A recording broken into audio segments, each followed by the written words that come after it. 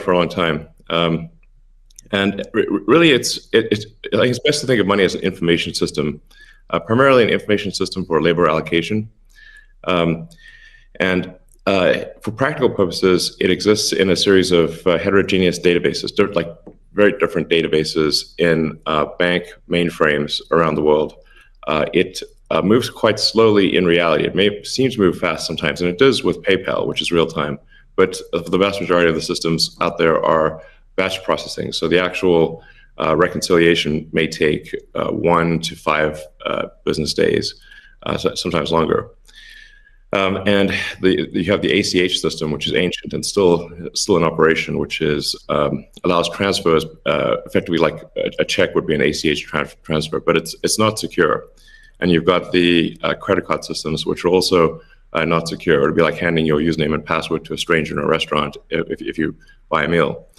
So there's definitely an opportunity for something that is better from an information theory standpoint. So and there you can think of it like data on a network. I think is the way to view it.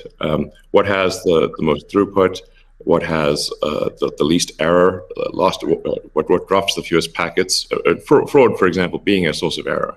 And government interference in currencies being a source of error.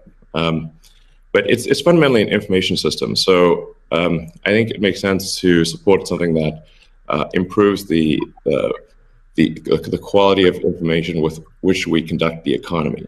And Bitcoin is a candidate for that. It does, I think, some things well, and it's obviously it's evolving, and there are additional things like Lightning being done on top of Bitcoin. But Bitcoin per se is mostly solving for scarcity, or rather solving for essentially having no throat to choke, decentralized. So there's no one who can be coerced in any way to empty their Bitcoin account. Well, I guess they could technically, but on an individual basis, but the system as a whole cannot. And it has an open ledger, which is also quite good. But transaction volume is low. Transaction cost is high, and usability for the average person is not yet very good. But it has a lot of potential. And I should say that, like, I'm not, and I apologize for taking a long time, but there certainly is a lot to say. In general, I'm a supporter of Bitcoin and the idea of cryptocurrency in general.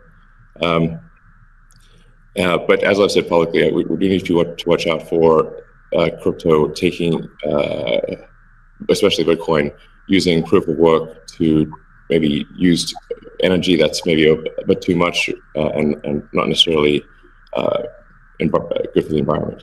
So, but on balance, I support Bitcoin, and I'm not an investor. The only publicly traded stock I own is Tesla, and the only significant thing I own outside of Tesla is my SpaceX stock that could help create both companies. So, but apart from that, I do own Bitcoin, and Tesla owns Bitcoin, SpaceX owns Bitcoin, and then I do personally own a bit of Ethereum and Dogecoin, of course.